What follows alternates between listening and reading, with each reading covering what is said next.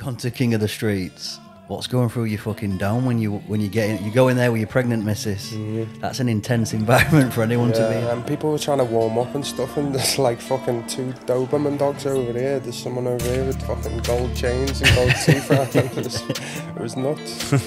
So you're fighting for your life because you can die in there. So that's how serious I take it. I'll go as far as I go until that fight gets stopped. When I knock that lad out, the screaming and the roar is just intense. Fighting out of Stockholm, Sweden, here is the other half of the bare knuckle couple, Liam, the English Will Wilson. When I wrote the law, told little bro go stay in school, telling the kids this shit ain't cool. Fuck, I'm so hypocritical. Fuck, I just missed the call. My bros in the field not bullying pools. So cocaine and molly and all. Told mum Z don't worry at all. Step in a band, oh honey, I'm home. The local fees don't vouch, you won't get served. The cat's unknown, I don't owe no, I made money alone. That bees, they curved the kid back then when I was so lit. Now I'm lit, they're pissed. Told bro, that you gotta take it slow. But he knows crime pain, so he won't go lich. Went 3 for 3, now 6 for 6. Put in the work for years for this ain't no coincidence. I did have to take them trips. Could've been in a bin if it weren't for the gloves that I had when I rapped that Riz. That kid got nicked on an amateur ting, got banged that cling, take precaution. If you knew the risk we took to get paid, you wouldn't look at me the same. My bro got the wickedest aim. We're bringing the blicky on stage. They're hating, I'm really unfazed. Haha, don't test my patience. Half of the hood, they show man love this play that the rest are hating. Who looks best in these tops? Did you just look at him then and say? Yeah, I thought I did. Lee Wilson, fresh off the chopper, mate. How are we? I'm good, Yeah? man. Yeah, nice to be here. I've been checking your podcasts out and been wanting to come on for a while, so... What? So you based in Sweden at the minute? Yeah, based in Sweden, and I'm working offshore on the oil rigs in Holland.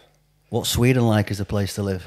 Beautiful. Is it the one? Yeah, it's the one, like... Do you have a lot more of a relaxed way of living over there? Yeah, proper. They have... There's a lot on the news at the minute about the crimes with the immigrants and stuff like that, but in the capital, it's fucking beautiful, man. You get up in the morning and there's like wild deer and stuff like that walking around, and I say to my missus, you'd never be able to have that in England. People would be shooting them with pellet guns or something. So Whereabouts is it? Stockholm? Stockholm, yeah. Nice. Yeah. Have you been to, what gym is it? Hamzat trains it over there? All Stars. You been there? Yeah. How's that? It's a good gym, like. But I'm not a big sparer, me.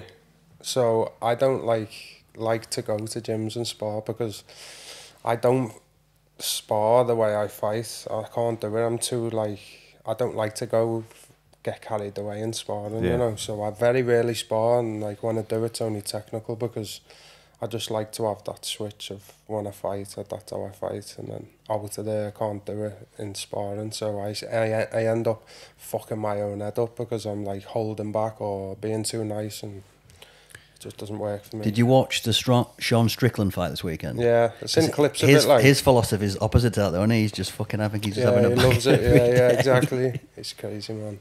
Some people struggle to find that switch between keeping it at 70% but still being 100% technical. Exactly. Or just, it's either like, it's like Tiffin, when you watch Tiffin spar, like Tiffin can fight, he knocks people out on BKB, but when it comes to him sparring, he looks really hesitant, and he probably people get better of him because he doesn't have that differential between 70% and fighting. Exactly. But Strickland, mate, just goes in there and he's just like, he's got that mentality, he's a badass, and he just gets in there and he's like, this is the fight game, we'll fucking spar how we fight, let's go. Exactly. He's a fucking character, him. I love him. For him to be the champ now is great, I think, I'm because he made speaks up a lot of for him, truth. like, I'm made up for him. It is great, but I don't think UFC want it, do they? You don't think? Nah, not at all. I don't know. How old is he? 37? Nah, he's not that old, Sean Is he not? Strickland. I don't find out how old Sean Strickland is. I don't think he's that old. About 34, 37 isn't old, mate. No, How old are you? 36? No, but I just don't think Strickland's 37. I Maybe he is then. So. Maybe he is. I think he is about that. What are we guessing? Even then, they're like saying that he's getting better at his marketing because he's going on podcast and he does talk some mad stuff. Yeah. I watched him on Note Boys, where he was 32. absolutely ripping. 32? 32. Fucking 32. hell. He looks about 40. That's all that sparring though. That's just age vehicle. Let's take it back to, what age did you join military? 16. Joined straight from school. I had no idea what I wanted to do, so I just signed up. There was like a few of us who were going to sign up, and then they all bottled it last minute, and I got I was going to back out. My dad was like, "No, you're going to do that." So. Straight into infantry? No, I was in the RHA, and then I was like a horse guard in a regiment called the King's Troop outside like Buckingham Palace, and like we did Queen's birthday. Oh, so you're one of them who stands outside with a head thing on? Yeah, not them ones, but very similar, yeah. Nice. Yeah, and we like my regiment now pulled the Queen's coffin with the horse carriage and stuff. No way. What age did you leave that then? 21, I think. Did you ever get deployed anywhere? We just had a podcast on earlier on, and he talked about a story that he went to Iraq, whatever you call it. Did you ever get any deployments, any action? Ceremonial regiments don't have to go like abroad like that, but I wanted to do that definitely before I left, so I was supposed to be going with like 2 different regiments, shadowing them and going into with their regiments, and twice my regiment pulled me back, so that was near the end of my 5-year mark, and they wouldn't let me go because our regiment was short-staffed, so I was just like, I was wanting out at that point. Like, did you get involved in any boxing or like that? I should have done, because they get a good life in the army, tracksuit soldiers. Yeah, I were in Royal Navy for a bit, and I just used to do everything. I went to Sydney, Australia with rugby team. Nice. Trained with boxing team for like 3 to 6 months a year. But I was a submariner as well, so it were hard to get time off because they spend like 2.5 years training up as a weapons engineer on submarines, which is like one of the most specialised trades you can have in there. So then, for them to let you go off for 3 months at a time to go and train boxing, they didn't like it. But they let me off every now and then. And then because I ended up enjoying the sports too much, I ended up hating the military side of it, and then I just fucked it off after like 5 years. Yeah, 5 years, long time, like, isn't it? So what made you get into fighting then if you started late on? I was like, I moved away from England because I was like just partying and fucking doing drugs too much and drinking too much, and my dad passed away when I was 24. And then I was like, fuck, I need to do something. I was stuck in like the rabbit hole, you know, like just stuck in the same place, people doing the same old shit. So I got a job as a club, like a holiday rep. I ended up going to Gran Canaria, did the season there, and then I went to France skiing, did the season there, and then back to Gran Canaria. And it was a stepping stone of like bettered my life, but I don't want to be repping when I'm fucking 50 odd years old. So I met a Swedish girl in Gran Canaria, and we ended up moving back to Sweden, and then I met my wife in a gym that I started in Sweden. Is that why she started a missus as well? Yeah. These things happen, boys. These things happen. There's a bit of an overlap there. Like. You can maybe blur this out, but what were from going from Gran Canaria to Sweden to meeting the wife? How did that happen? No, what was the time frame? What's the time frame? There was like a year overlap, like, so maybe I was in Sweden for 6 months in this gym. Then we got started speaking and then there was an overlap. That's all she wrote. Yeah. I bet you've had a fair few overlaps, haven't you, sir? Fucking plenty, mate. Just testing that water. Like 5 or 6 overlaps at the same time, and I just pick whichever one is the best one at the time. Absolute shit. Yeah. So that's where it all started. So Matilda seen me when, like, I've got some videos on my phone, like, when I was embarrassing, like, the kicks I used to throw, like, doing the bag with shin pads on and stuff like that. So she seen me from scratch. She used to batter me in sparring. She'd been fighting for, like, 8 years before that in K1 and stuff, so, yeah, that's where I met. Do you remember the first time we met at the hangar? Yeah. BFBA. Yeah, that was the first time we had fought together on the first card, me and Matilda. Yeah. How mad were that change room? I remember that. Fucking hell. Mate, what the fuck? That was my first experience of a bare knuckle event, and we arrived to this. We're in I can't remember whereabouts it was, this hangar place. We were in this industrial estate, and I went with Luke Kelly, Aaron Slemaine. I was just like, what the fuck is this? What do you mean? There was like, mate, there was rappers there, like Dobermans wandering around the fucking place. Didn't they come out with Tom's brother though? Yeah, Tom's and he were there with his brother. They walked out with Dobermans, and I could tell you had depth to used to there because I came and said hello and whatnot. And you could see there were a clear divide of people who were taking it serious and people who were just not so much. There was circus in there, like, it was crazy. It was as big as this, and there must have been 50 bodies in it at some point. Yeah, and people were trying to warm up and stuff, and there's like fucking 2 Doberman dogs over here. There's someone over here with fucking gold chains and gold teeth. It was nuts. So I understand there from a sporting perspective, you got into fighting late. What discipline did you get into? What were the first discipline? K1? Jiu-jitsu and boxing. I started like just basic classes from scratch, and then I was doing Muay Thai. Then I went over to MMA. I had like 5 MMA fights, only at amateur level, same in Muay Thai. And then I got offered a fight to fight Craig Rocky Morgan from BKB. He's on BKB. I got offered to fight him for a title shot, like my first ever bare knuckle. I wasn't even a boxer at that point. I fucking hated boxing, but I was like, fuck it, let's do it. So I started training for that. He knocked me out, and then I had like all my family and that were like, "You're stupid. You shouldn't be doing this." You know, like that was the hardest thing to carry on from when people are telling you that, like, because I started late, so I was thinking, is this stupid? You know what I mean? And then I did a Lethway fight. Started training for Lethway from Bad to the Bone, and then I had that fight. It got stopped because I got headbutted and I had a slash in my face. Like, can you headbutt in Lethway? Yeah. So what is for people watching who don't know, what's the rule set there? So it's BME boxing. So it's like Muay Thai, bare knuckle, but you're allowed headbutts. That's savage. Is that what gave you the taste for the savageness of like King of the Streets and stuff then? Yeah, actually, because I lost the Rocky fight, I lost that Lethway fight, and then all my family and that were on me to like, maybe it's a stupid idea, and then I was doubting myself as well because it started late. So I was like flicking through Instagram and I seen this underground fighting, King of the Streets, and I was like, said to my missus, I want to go with this, and she was like, yeah, go ahead, go for it. Didn't tell anybody.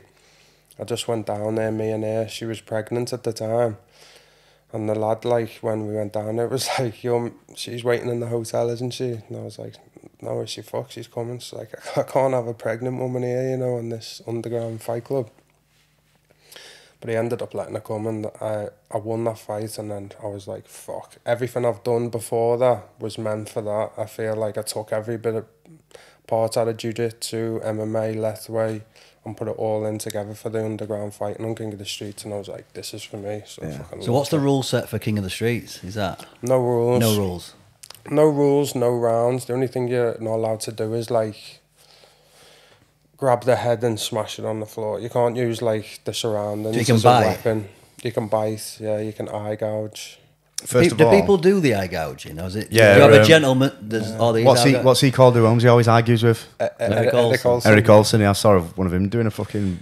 Yeah, I was reffing one of his fights when he first done that eye gouge, and the lads that he'd done it to were fucking not happy. It was the first time it had happened, because as you said, it was like before. It's always been a gentleman's like agreement not to do it, but he'd done it on that fight, and like.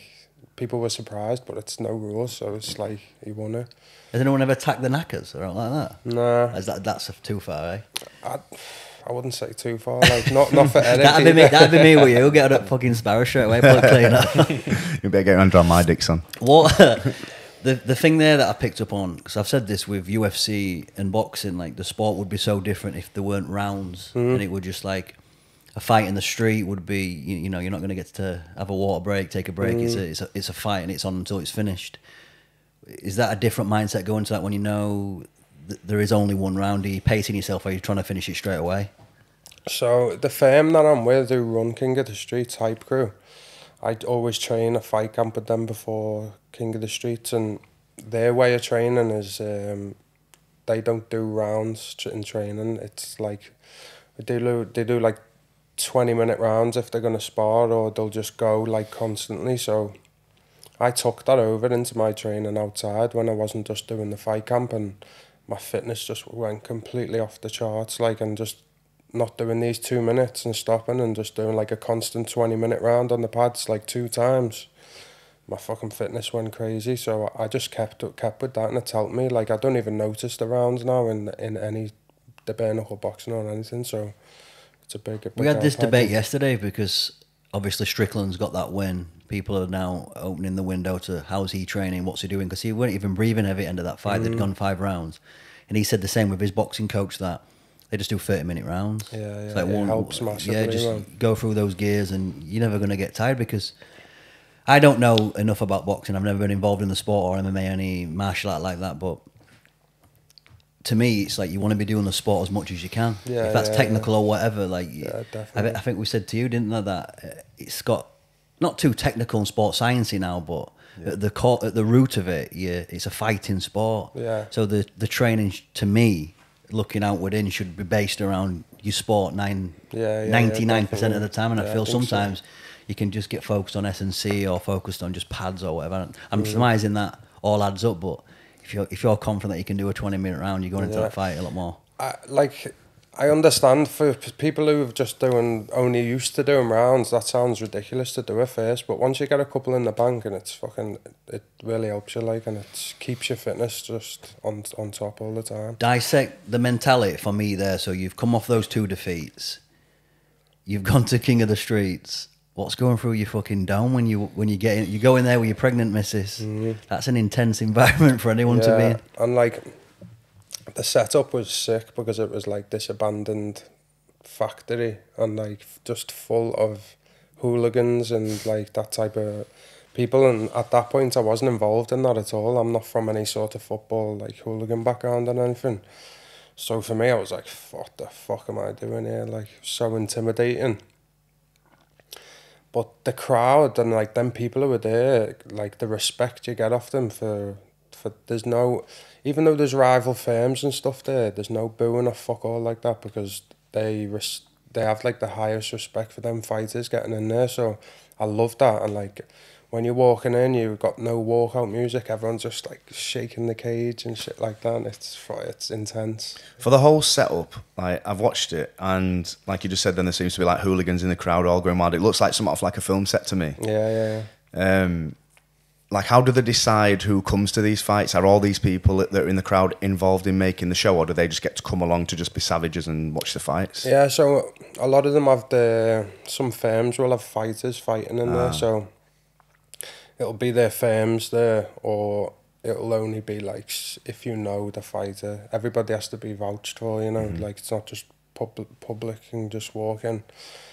So everybody's there. There's normally when there's a big group, like it's because one of the firm lads are fighting. Yeah. I mean, one of the events that we did was in an abandoned shipyard, like wooden floors and stuff like that. It was unreal, and there was like 600 people there. It was the noise when you come out, and like when I knocked that lad out, the screaming and the roar was just intense. Is that the one where you drop him and then boot him in the? Oh no, down? This is my second fight. It was against Jonah. It was over quick, like 40 seconds or something. Yeah. Just caught him with the hook. This is the viral moment that I've seen, the one where you said there where it's... Every week I get like another 10 of them videos with different music on and like, it's fucking gone crazy that like, someone's making money off that. not me. How did you feel? Like usually... I'm not saying it's a dog shot, but usually if you see people on the street going for head volley while someone's down, they'd usually get some shit. But when that's the rule set, you can do fucking whatever you want. Yeah, you know, that fight is like Marmite. Some people love it and some people hate it because I get a lot of like comments, oh, fucking shitbag, like dishonourable, like you should never kick a man when he's down, but until you're in there and like you're fighting for your life because you can die in there, so that's how serious I take it. Like I'll go as far as I go until that fight gets stopped because I've seen people come back from worse than that, you know, and win the fight. So I actually pulled the punch. I was going to punch him before I kicked him, and I would have done a lot more damage with the punch. So it was just one of them things. Like, I can't say I wouldn't do it if I did it again, because I would have, because it was just, it wasn't over because the ref didn't stop. So I just put him out and that was it. You don't think about anything else. like. So... Do you get people just strangling people unconscious and then finishing fight with punches? Or like, yeah, like stamping on the heads and like, yeah. Well, what would you say the most savage fight or event you've been to is with King of the Streets?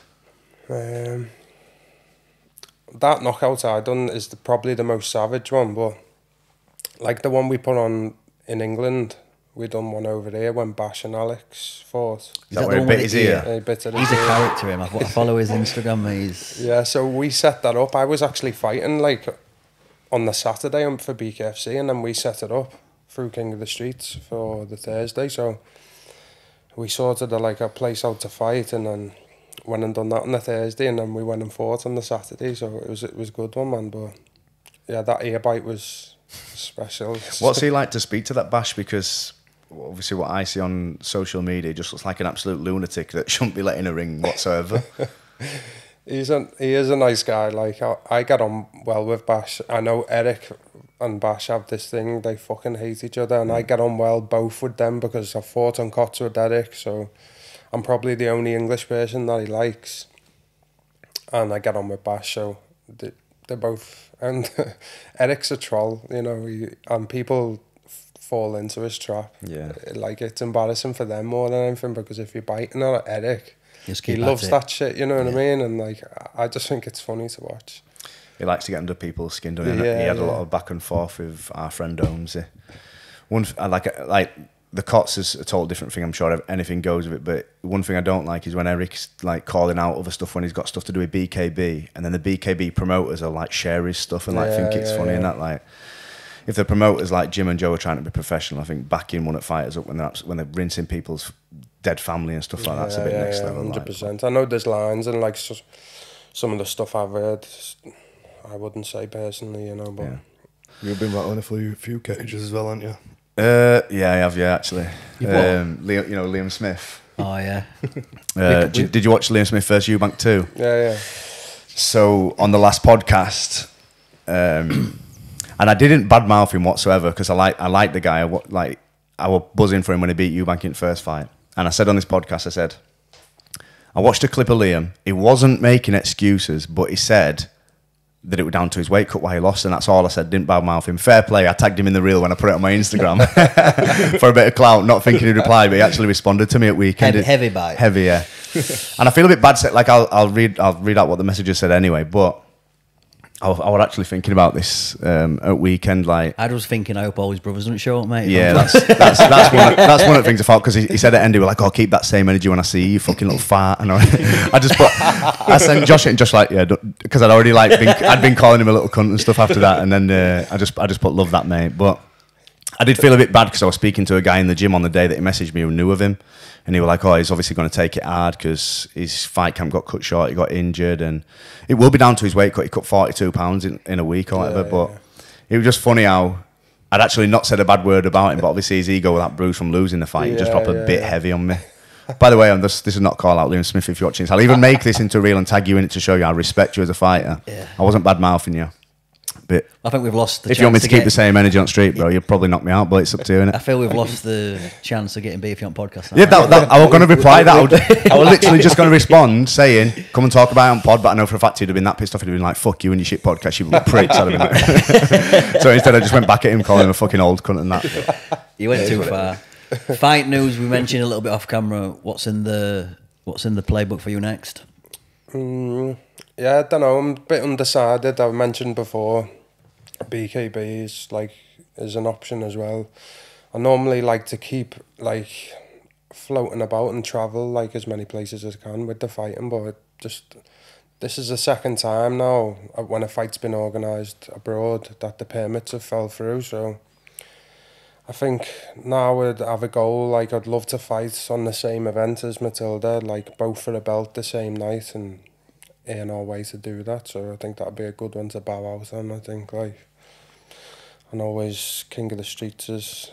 I've always wanted the 5 on King of the Streets, so I feel like I'm a little bit undone, like with that. So I don't know. See, it's hard to get an opponent now for me, 4-0, and it has to look good on paper as well. So even though most of them are a lot more experienced than me on paper, but if they're coming in and they haven't had the King of the Streets fight and I've got 4 and I win, it just takes it away a little bit. So I need somebody to be getting like a 2-0 or something before I can. Matilda fighting this weekend? Yeah, Saturday, BKB. Who's she fighting against? Some Brazilian girl. Nice. Comes from like a K1 background. She's a lot more experienced than Matilda as well on paper, but bare knuckles different, isn't it? So, bro, what is it like dating a fighter?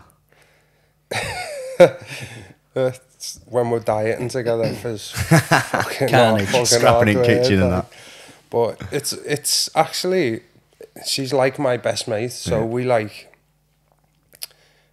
it's not easy, but it's worth it, you know what I mean? Like, we do everything together, we fight together, and like, live together, we have a kid together. So it's fun, man, but I let her win the argument. She's a psycho. I was going to say, you know, when you said, I asked Matilda about King of the Streets, and she was like, yeah, do it. I'm boxing in 4 weeks on just a normal gloved boxing show, and my missus is like giving me shit because I'm boxing. She's like, I'm not coming to watch you, I'm not looking at it, I don't know, I don't want a ticket. And I'm like, your missus there, like, yeah, fucking go on King of the Streets and boot people in the head. I watched one of your fights this morning. I can't remember what show it was, but you got beat. A guy with tattoos, heavily tattooed guy. Yeah, Paul, my last fight, that was. Yeah, and whilst you're getting up, your bird's just on canvas, like, wait, get the fuck up. I'm just proper going for it. Like, that's crazy, because my bird would be like, stay down. She's the only person in Cots I hear, and she's like, fuck him off, you know, she's going nuts. But I've said this before, there's no way I'd be able to, some of the lads always want to get on King of the Streets, but their missuses don't approve of it. I say don't do it, because like, I think it's important that you need that like support from your missus to fight on King of the Streets, because you need to be like 110 just committed on that, not worried about like, oh, if I lose now my missus is going to be like, told you so, you know what I mean? You need to be like fucking 100% with this way. Was there a reason why you got in? You said you did jiu-jitsu and boxing to start. Was there a reason why you got into that? When I moved to Sweden, I was just like finding my feet, like didn't know what to do, you know. I moved away from England because of a lot of stuff, like, but when I was saying to you yesterday about the army, I like failed the drugs test, and that's why I come out the army. Yeah. And my life just was at the bottom of bottom after that. It was hard enough to adjust being out the army, you know what I mean, but because of all that, I was like so embarrassed by it and shamed like my family and myself and shit like that. I nearly lost everything. So from that point, I just like was just clawing my way back, and it took fucking 10 years or something to 2 different countries, and now I'm in Sweden and met Matilda. So it's been a fucking hard graft for like a stupid mistake, you know what I mean? It's like how deep cost me did you get into the drug taking? Was it recreational? Did you have a problem with it? Yeah, it was more than recreational. Like it was often. I mean, I could have went away for 2-week holiday and I wouldn't have been asked about it. It wasn't like I needed it. It was just when I come out the army, I was like fucking lost. I didn't know what the fuck to do, you know, and that just stuff just takes away that escapism almost, and you get to forget numb yourself from the feeling. So you surround yourself with as well, innit? Yeah. What drug of choice? Coke. Of course, yeah. Not cheap neither, is it, that game? No, exactly. Yeah, so fucking broke everything, like destroyed my life at that point. I was doing well in the army, and it was like first thing I've ever been good at from school, and then like to make my mum and dad so like ashamed it was awful, like. And that's why when I went to Sweden and started fighting, especially with Cots and meeting Matilda, that my life just completely turned around, and now like I have such a good relationship with my mum now. She's not worrying anymore, and I'm an only child, so so the fighting's done me really well. I've fucking won 2 belts. I'm on 4-0 in King of the Streets, and like me and Matilda are fighting together, so it's done good, like. What's the idea after fighting? Is it to bit of a fight team coaching? You're going to stay in the game a little bit, promoting? I don't know. Me and I have talked about like a management team or something like that. I don't know. I'm not too sure, but I'll fall back onto jiu-jitsu, me. I love jiu-jitsu, so I think when I retire from fighting properly, I'll give jiu-jitsu a proper go. I watch him a bit, me, that Gordon Ryan.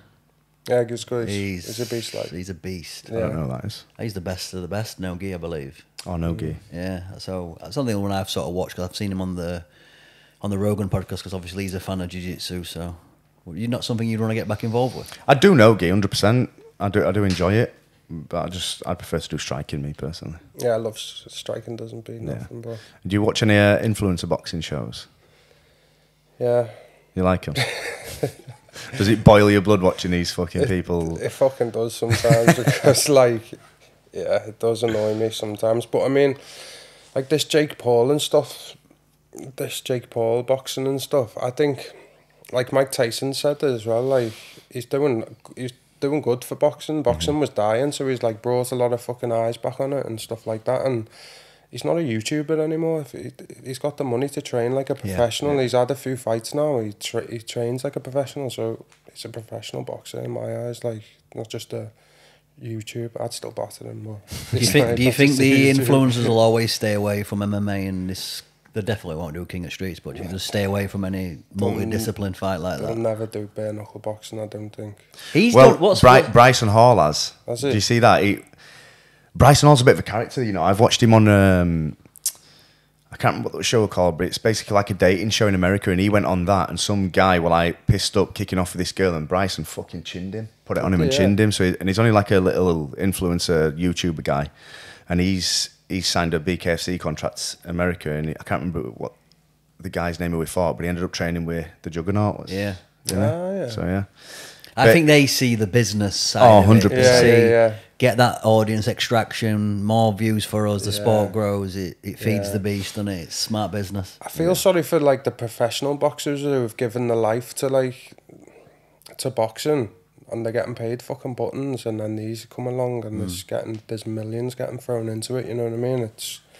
I feel sad for them type of people. Like, if they've been boxing all their life and they get to a certain level and they're only getting peanuts, whose fault's that really? Yeah, true. You know what I mean? Whereas Jake Paul has grafted his knackers off to bring a big crowd to a sport, and he's getting paid because he's putting his full time into it, and he's bringing a massive crowd to it. And he does a lot for other fighters as well. Like there's that woman that he took under his Serrano. And she's was getting fuck all before, and now she's like main guard in it and stuff. He's got a vendetta with Dana, hasn't he, with the wage payouts and making it fair for the fighters. And stuff like that. I think that's fucking spot on as well. Like. Yeah. I've always been a fan of Jake Paul. I like him. Have you seen that Logan Paul and Dylan Dennis? Dylan Dennis, but the agreement there is if Logan beats Dylan, Dylan's not getting paid, but then he will sign an MMA contract. So they're going back and forth with that. So potentially, if Logan does beat Dylan, then they might actually fight in MMA. But I think obviously Dylan's a fucking jiu-jitsu specialist, but I think Logan's not bad. You know, he can have a scrap. I think Logan's gonna smash it in boxing. 100%. 100%. I think he looks too jacked a minute. Like. Mate, no, he's just fucking super athletic. TRT'd up or what? Oh, absolutely. Wait, take a USADA test him about a bit of ball. I bet he'd boil the cup. He doesn't need to though. He's got fucking DAZN and that wrapped around his finger, mate. Do you think that's they all do? So does KSI. Go on. Who do you think will win KSI, Tommy? I'd like to say Tommy, but it's got to be Tommy. It's got to be, innit? Yeah. It's got to be. But I won't be surprised if KSI just fucking had a flash knockout. Yeah, no, that's what I mean. Unpredictable, aren't they? So. Yeah. Does that put someone off then? That unpredictable, like just not in a boxing, like a traditional boxing stance or whatever they're doing. You know more than me, but is that offsetting if someone just comes out and is swinging and trying to take your head off? You can't like fight, can you? You can't do your game plan if someone's just coming out fucking. I mean, if it's all over the place, windmilling, of course you can just pick them off. But if someone's got like an weird fucking style, it's hard to fight, isn't it? If they're super unorthodox, it's like they don't know what they're going to throw, so you have no idea either. Are we a conspiracy theorist? We get a lot of these fighters on the deep into the rabbit holes of conspiracy, try and stay away? I stay on the fence. I'm not stupid, but also I know if I go too deep into it, it's fucking pointless anyway, because there's nothing you can do. So I'm not stupid.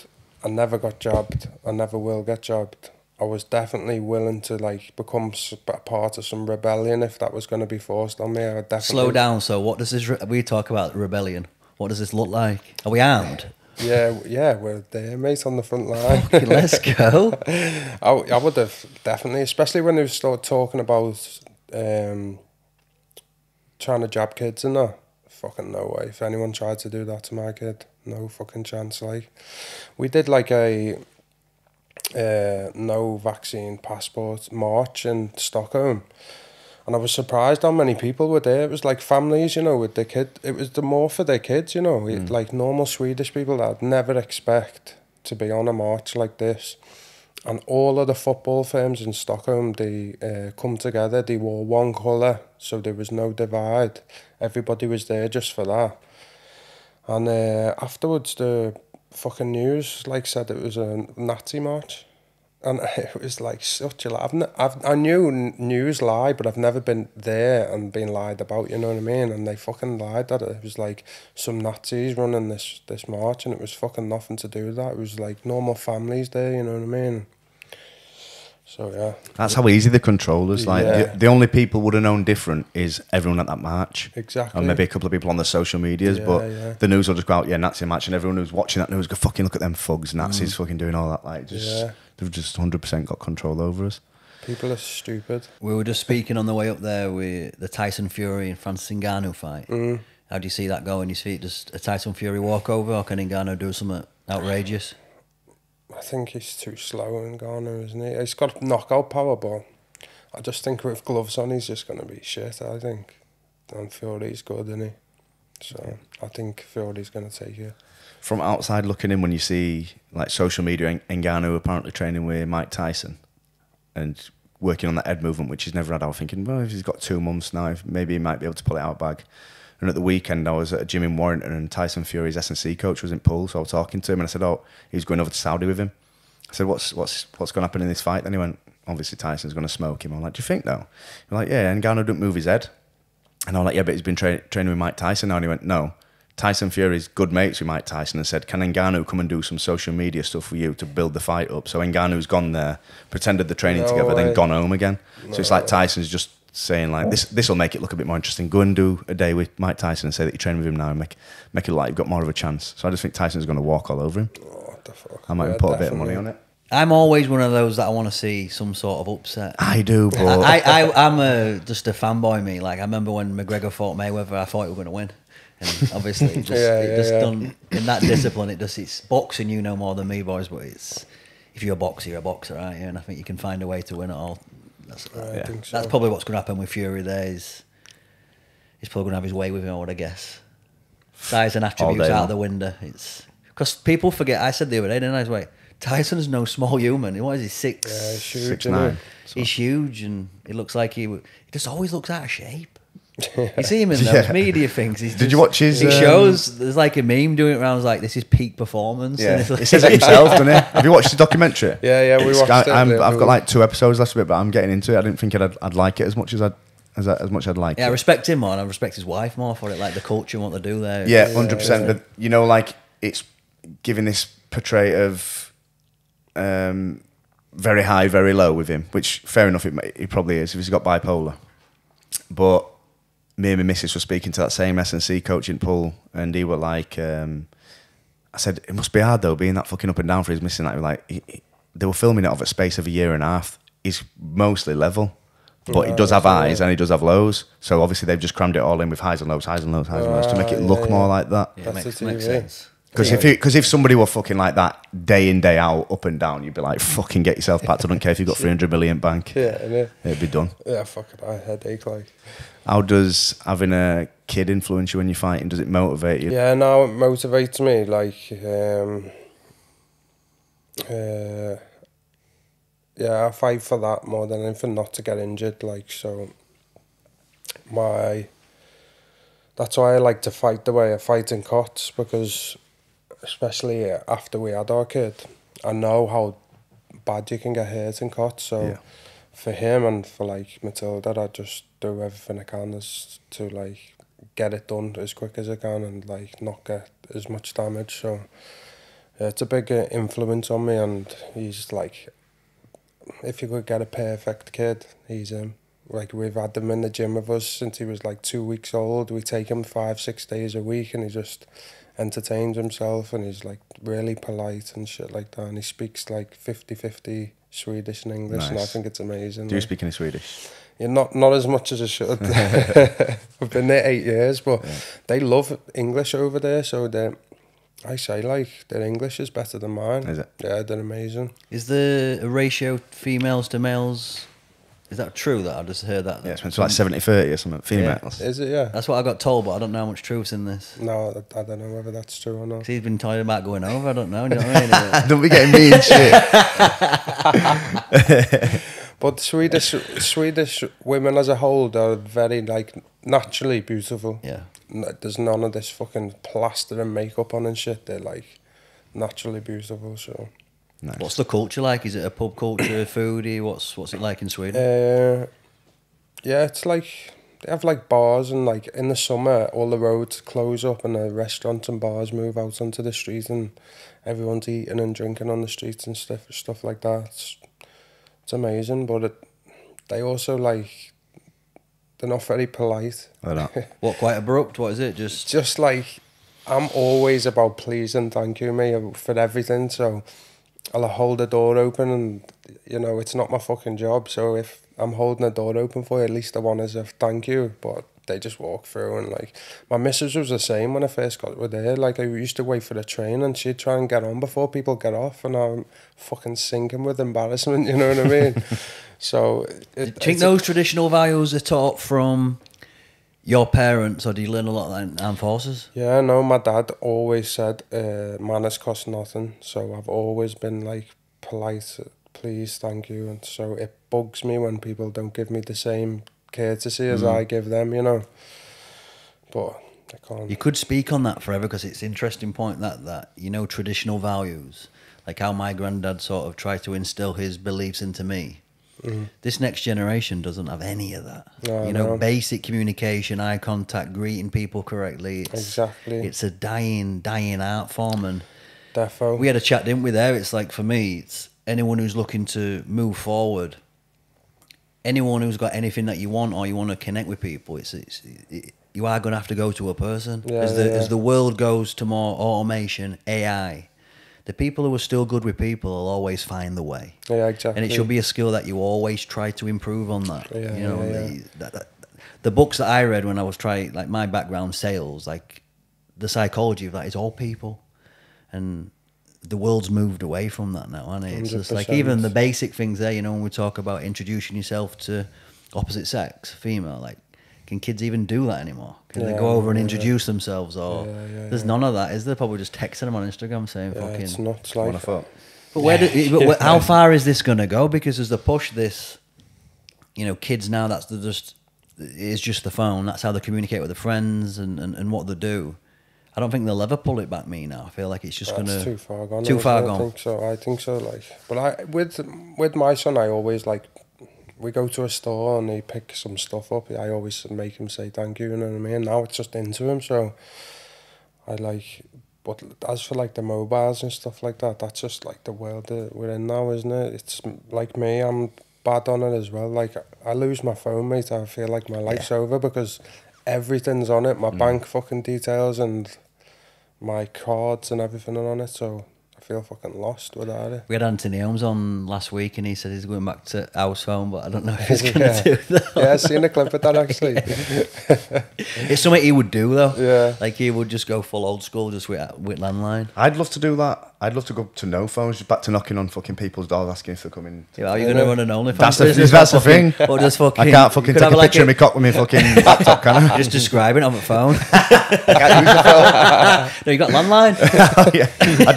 I'd draw it on a letter and call send it. 519-501. Yellow pages. Yeah. I feel like it'll die that. No. I remember, even looking back, obviously it was 9/11, 2 days ago, a day ago, whatever it was now.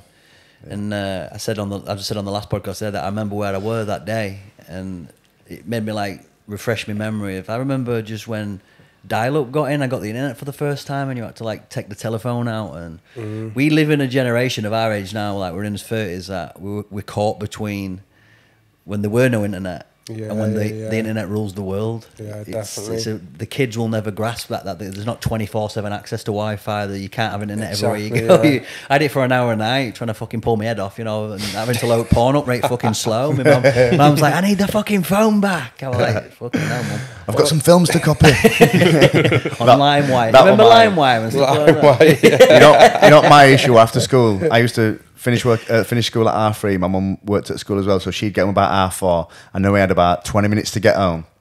I could go on her computer, look at some fucking images to have a little tug before she got home, because she used to burn CDs all night, so I'd be there racing against time, having a little tug on there. Then at the front door, I'm like, fucking hell, she's cut me short, best fucking get rid of it. Get rid of history. Not to make it too degenerate, but they probably best wanks. You've got too much access now to porn and fucking people subscribe. I find myself on like page 65 and stuff now. It's offensive. Now, I'm complete opposite to that. I want it done and over. Do you? Yeah, it's not a. When I rarely do it now. I don't know if I'm getting in my old age, but when I do it, I just want it finished. It's an urge that's there. I'm like, I've given to urge because I'm a fucking weakling, and bang. I just think if I'm giving into that urge, I'm doing it properly. 2 hour, I feel like 2 hour job. I feel like he's one of them, them films where there's like, it's on a 40-year-old virgin where he has his first wank and he's got hot candles there. He's got like romantic thing on, he's just like strobing it off. That would be I make a full night of it, yeah.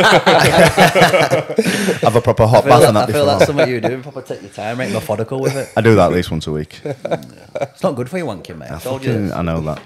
I 100% know that. Where's the name come from? English Wilf.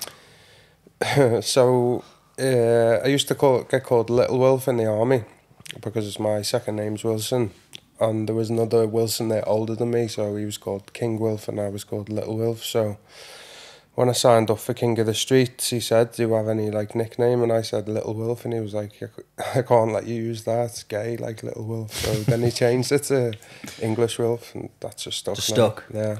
That's when you should have said King Wilf. Then though, you've just took your own mates. Someone else is like, "Oh, you should be called English Wolf." I was like, "Yeah, that sounds a lot better, actually." Yeah. Apart from there is no wolves in England, so I can't be. Yeah. just to dissect the fighting, a question I've got there. So, 27 was it? You got into like some sort of fighting there. Were you fighting in streets? Were always an interest for you? Did you have instinct when you got into a street fight that you could finish it? Yeah, I've always liked fighting, that type of stuff, like before, but nothing in a gym, I thought I could scrap until I joined the gym and realised, fuck me, there's levels. Yeah, it's the same story. Yeah. And we have it on nights out round here. It's quite rough round here if people fighting, and you just see some guys that are fucking going in the streets going, "Come on then, you fucking want to do it." I'm just like, bro, go into a gym for one day. Yeah, exactly. What's that troll called who used to just go around America and just fucking... He used to just go into a gym, throw him some gloves. Yeah, but he got dealt with by a boxer that time. He did. He got dealt with by... Deontay Wilder. Deontay Wilder? No, he actually... The story there... Were he a German... Anyway... Zeldoff or Veldoff. Yeah, but he once went to an MMA gym and a 16-year-old lad who obviously well trained. And he's trying to climb out. Trying to jump out of it. Yeah. He did it with Floyd Mayweather's dad.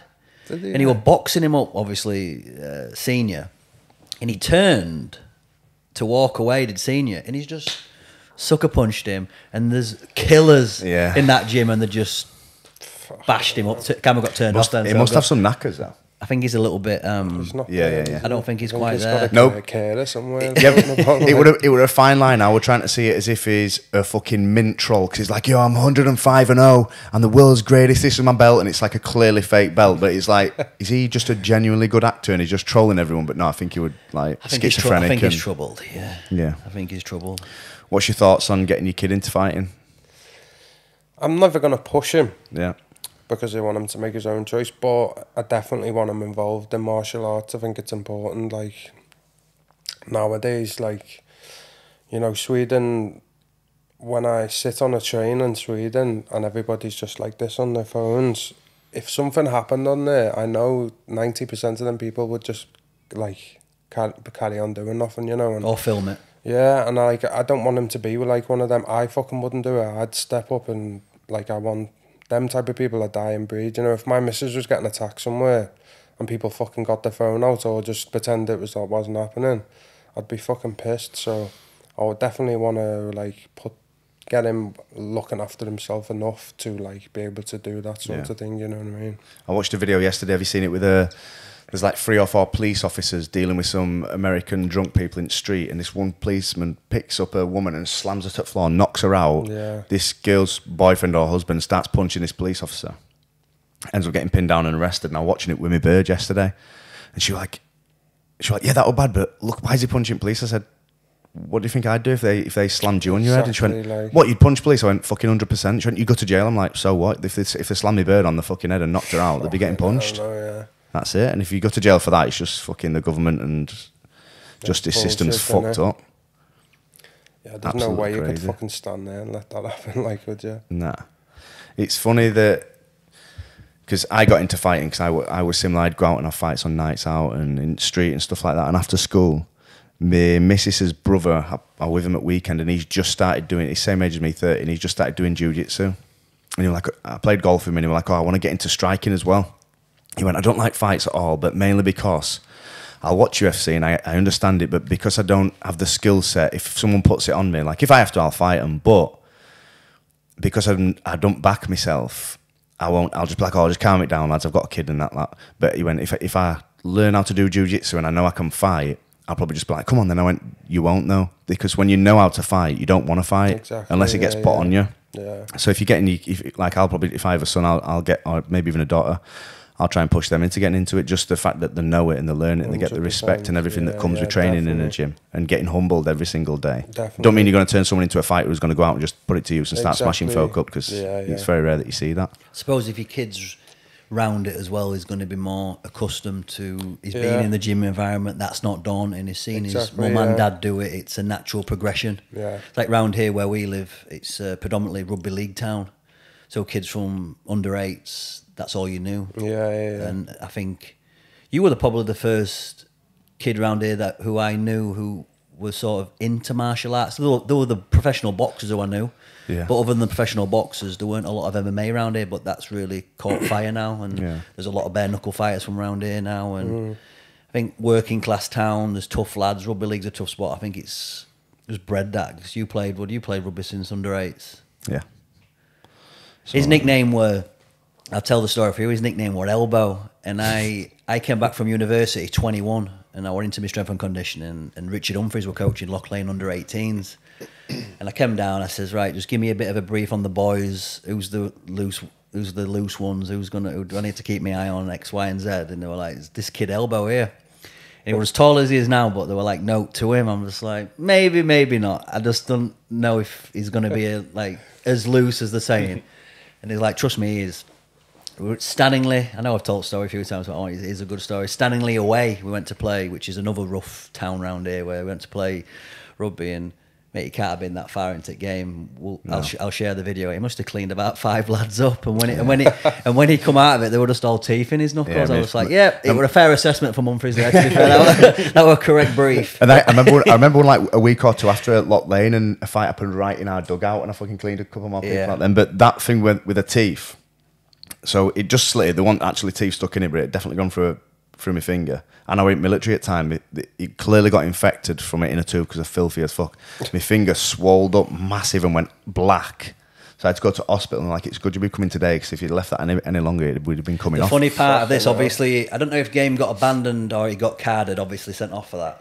He was just doing push-ups and squats on sidelines. Yeah, because I dug out where... He's just smart. You've just proved you can fight, and then he's like doing all his... I don't know what went through my head, to be honest. Plus, I think I was playing for age above as well, or it was like some sort of 17, 18-year-old mixed team. And they had quite a big crowd as well, didn't they, Stanley? And they are rough as fuck. And our dugouts where at sub-stand, it was just surrounded by all their things. So I was just walking off knowing I was getting shit off them. Because the first guy hit. It is a bit of a cheap shot, but... There's 3 of them all like starting on one of my mates, so I'm coming running second one in, and this guy's got his arm cocked back, so I just fucking give him a left front side. Then someone runs in at me and I hit him after. But they were all giving me shit, fucking say, oh, you fucking cheap shotting cunt and that. So I just, for some reason, I was skinny as fuck, took my top off, started doing press ups in front of them, then started squatting at them, giving them shit. And it felt right at time, didn't it? It did, mate. It's like when John Fury took his top off to give Jake Paul shit when, and he says on that documentary, I thought I looked like I did 20 years ago. It was a bit embarrassing, to be honest. That's what I feel like when I watch that video. I'm a fan of John Fury. I like him, but he definitely doesn't live in that wagon in that field, does I told you this. Does he? No. It's like for TV, for Netflix, it's fucking people like to think that's how they're living. But if you zoom out from Tyson Fury's house, there's 2 big mansions to the left and to the right, which I think the grandparents will probably live in, or people up in. And then as you pan out even more, there's a big, let me word this correctly, there's a yard where all the caravans are. So I think he's moved his people in there. He's made that much money, he'll look after his own. I surmise that he's doing that. We were discussing yesterday, it'd be good to get your perspective on this, because I think you're a deep bloke. We were like, you've got a family now, and you're doing the fighting. Are you critical with yourself of where you want to be in life? Do you set yourself big goals? Do you spend time thinking about that? Nah, I hadn't before fighting. Then I was like, when I felt right that this path was supposed to be the path I was supposed to be on, then I set goals. Like I wanted the belts to show for it and stuff like that. Now I want to fight for a belt with Matilda. So I'd never done before, just done fighting because I like fighting. That was it. But now I suppose I do, yeah. Do you do much reading, personal development, or do you more focus just on the physical side of the game? I'm very like strong-minded, so I don't really need to do any of that stuff. You feel that can sometimes be a crutch to not just focus on the other side then, if you're not mentally strong? Do you feel that can be a bit of a, I'll just do that because... Yeah, maybe.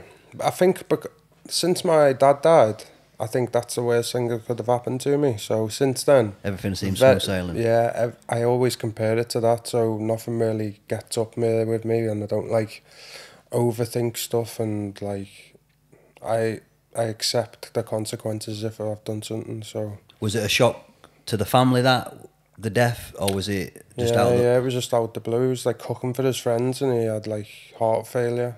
It wasn't a heart attack, it was just heart failure. He was only 41. He was like, he went to gym, he ate right and everything. His brother was like, did drugs all the time, and he just died like randomly. And can you remember where you were when that happened? Yeah, I was working security and on a night shift, like, and then I got called, said that he was he'd collapsed and been taken to hospital, and then by the time I got to the hospital he'd already died, like. Okay. But it's super sad, and like I still never recover from that, but I don't get sad talking about him because I was so lucky to have a dad as good as him. Like some people have shit dads or get mistreated or whatever. Like for the years that I had him in my life, he was the best dad in the world. So I'm just happy for that. That's the one. Lucky for That's the one. We've got Anthony Holmes has got a photo of his dad in his gym at home that he like says he pretty much prays and meditates to every day. Do you have a little word before you get out and fight and stuff? Nah, not so much. I know that I feel like he's just proud of what I'm doing right now. So, and there's been a few times like I was in one of my old jobs. I was in a car crash maybe like a year after he died or something. I fell asleep at the wheel and I hit the central reservation, ripped the door off. By the time I ended up stopping, I was in like the hard shoulder. The engine was out on the floor and I didn't have a fucking scratch on me. Like the windows were shattered, the car was fucking in bits, and I was someone looking out for you. Just went like that and walked out like, and I was like, that's definitely my dad, 100%. I've almost fell asleep at wheel plenty of times. Did you wake up as soon as you hit the central reservation? Yeah. And it just carried on fucking skinning down. Yeah. I've been so close. When I went in Navy, and I used to be based up at, I was based down in Plymouth, which is already a 6-hour drive, and I was based up at Scotland. And you know, when you come home on a Friday and you go back to work on Sunday, so you'd have a bit of a blowout. You probably, I don't know about you, but I'd probably stay awake till late Saturday night, going out with boys, and getting up early Sunday morning to make the most of it. Drive back absolutely fucked at like 1 and 2 in the morning. There's been so many times, mate, where I've nearly fucking drove off like end of a little cliff on Windy Road to Scotland. Absolutely insane and scary. Yeah, scary life. What's the plan look like this weekend? So you've travelled over to Liverpool. You've come here today for the podcast. The fight will be on Saturday. What's the plan there? Are they looking after you hotel-wise and whatnot? Yeah. So now, after the year, now I've got like some interviews for Channel 4. They're doing sweet. some sort of documentary about underground fighting. So then I'll go home. Matilda's getting her braids done, so I'll go and take care for them. Then in the morning we'll go to London, in the Boxstar Hotel and stuff. How's that come about, the documentary for the underground fighting? Have they just got in touch with you? Yeah, they just got in touch with me. We've got one in the middle of one now from a TV channel in Sweden. They've already put part of it out on Swedish TV, but this time they want to just follow us around for like a year or so. And so they'll be coming with us now, but this Channel 4 one, this guy just contacted me on Instagram, like, so we've been speaking in and out of there. You mentioned there were a show of King of the Streets in London. Is there any scope for bringing it like Yorkshire or anything like that? It was in Newcastle, this one, right. But I don't know, King of the Streets is sort of on the back burner at the moment. There is a show coming up soon, but something's going on behind the scenes. I can tell you off camera. Have you had anything to do with, like, I know Robbie Brown's just come onto the scene. Have you seen he's been having a couple of, like, have you had anything to do with any of them? I was at his Cots fight when he fought on King of the Streets, but I haven't had anything to do with other ones, like. Yeah. Who did he beat? He beat Bash, didn't he? And Decker. Fought Decker as well, yeah. Are you a fan of Danny Christie? Yeah, I like Danny. Yeah, we're going over to Carlisle. I'm doing some sparring with him on Sunday. Oh, yeah. So I'm looking forward to that. He rung me just as I was on my way here and he was like, just letting you know, my coach is going to be there because you're a southpaw. I don't usually train much against southpaws, and my next opponent's a southpaw, so we'll see how sparring goes. I'm thinking, great. So his next opponent's a southpaw. He's not used to fighting him. His coach is going to be there in his ear. He's fucking. And then he's like, if me and you are good together, then we can do some work together. So he's definitely just going to try and smoke me and be like, yeah, good that, mate. Come back next week. What weight do you fight at? My next fight's at 80 kilo. 80, yeah. I could get down to like 73, 74 if I wanted to, but this is just a glove boxing against a guy that I don't really rate that much. Yeah. I'm not too asked about trying to cut much weight. What date is it? 14th of October. Right. Same day as that Misfits card. You feel like is it dangerous for him to say that you think you're going to smoke him? Like, is that a mentality that you want to go into for any competitive endeavour? I'll tell you what I don't like about it's just a thing in my head. It's not that I haven't sat there and thought, nah, I don't need to train that much. I'm going to smoke this guy. It's like the promoter sends me a video and says, this is what I've got for you.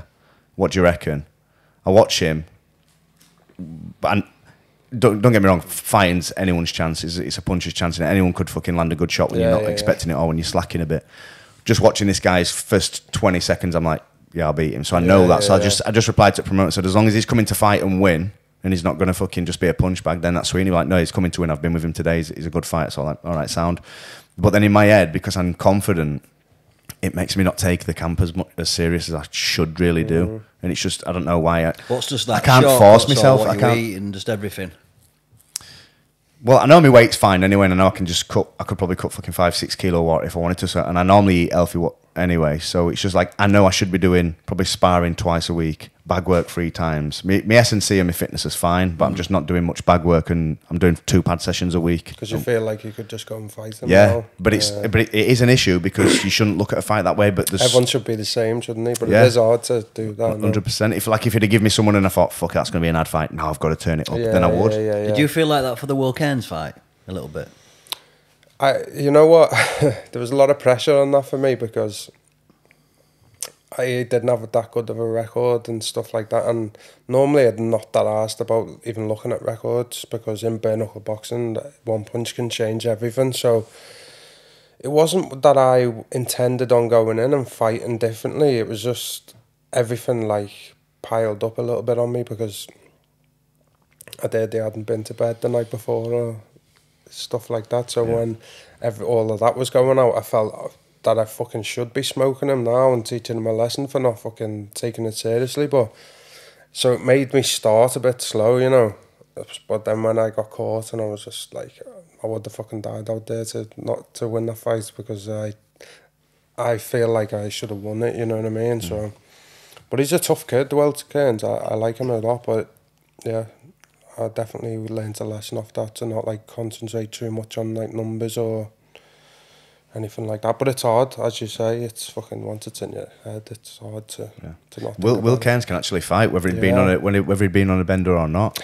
He's been on the circuit for fucking years, and I've seen him knock people out, and he's clearly got power in his hands. I feel like he definitely turned his engine on when he was fighting with you, because that's probably the most aggressive and like hungry that I've seen him in a fight. I fought him before as well, so as my mate Slim on BKB. Johnny Graham has as well. Everyone's fought him, yeah. And those fights, you can tell that he's like not putting a show on for the crowd, but he looks like he's having a bit of a spar. Then as soon as he takes a bit of a shot, he'll take a knee and be like, he did it with Slim.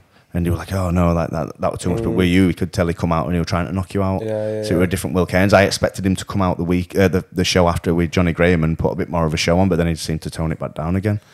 I heard when they found out about that the night before, that he wasn't going to get paid unless he got through that round or something. Oh, so it mattered, yeah. That's what I heard.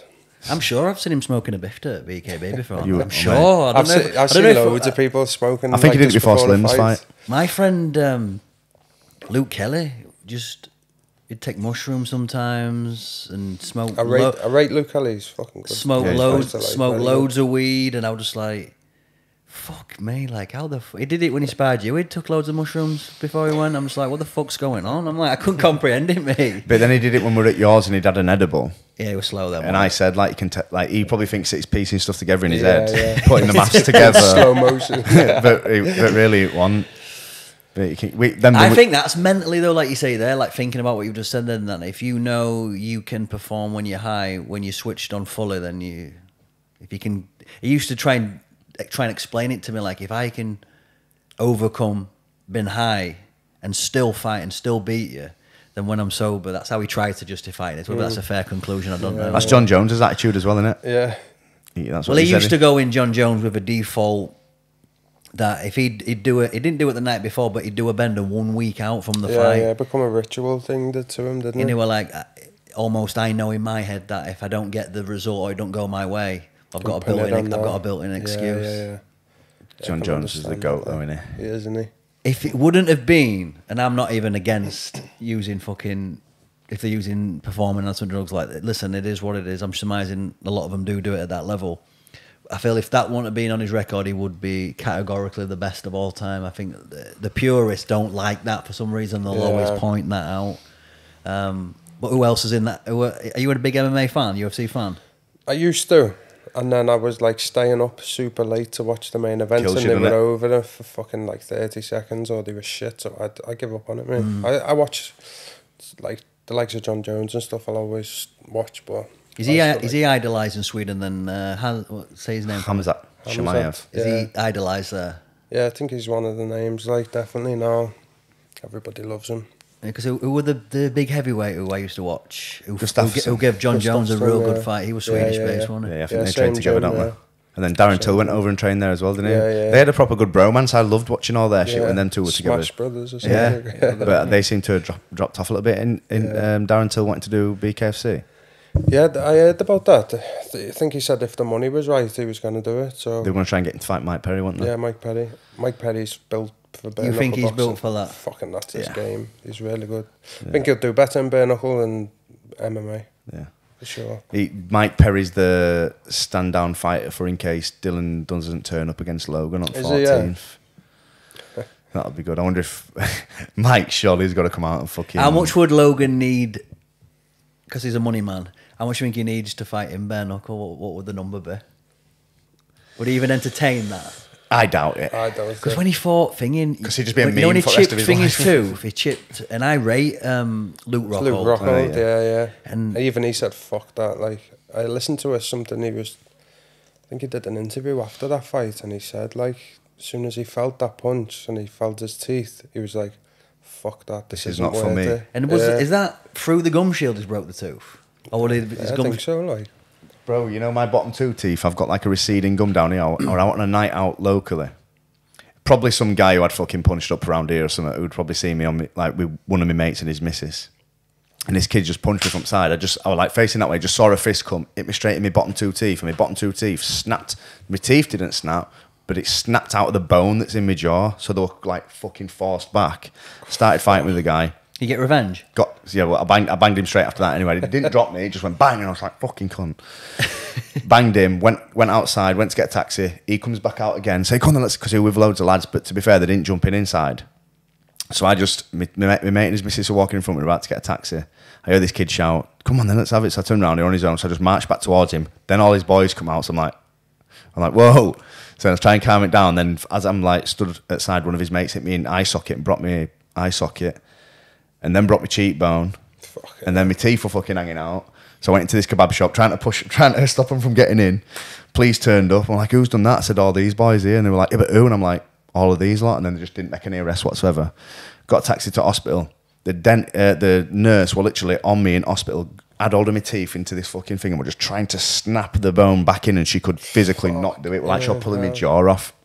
So I can imagine how Rockhold felt getting his tooth, because his bone or his actually teeth that snapped. It looked like his top were chipped to me, but you didn't know. If it's just chipped, that's fuck all. You haven't even got any nerves in your teeth. Yeah, that's bad. That's bad. Yeah, but he's thinking his model career is fucking his fucking model career. That's what I was thinking. Is there anything you want to plug, promote, push? What we've got you? Nah, just all my sponsors, Ascaris, Bald Eagle CBD, Downrange Lifestyle, Karma Inc., Shark Good. What's that CBD like? Good. Is it? Yeah, I love it. I rate it to fuck because my joints crack like fuck. Bro, my knees. Camp. Yeah, we need to get when some. I start taking these tablets, it's completely gone. Any mental feeling with the CBD? No, it doesn't do nothing for me. Like, it doesn't help me sleep, or it doesn't, like, I don't feel relaxed by it. But as for, like, camp-wise, it works wonders for me, like. Yeah. Do you do any, like, YouTubing or anything like that? No. I feel like you should, especially if you're going to be involved more with King of Streets and having a documentary film, you should just have, like, a little videographer or get your lads trained up on camera or someone. Defo. Do, like, a behind-the-scenes of this event. I feel like that. Can we match him up? Yeah. What, King of the Streets? Come on, this is good for channel. I'll do it. I feel you'll be all right at that. It's just I don't know. Because you have got a nasty streak and you've got you're disciplined in fighting.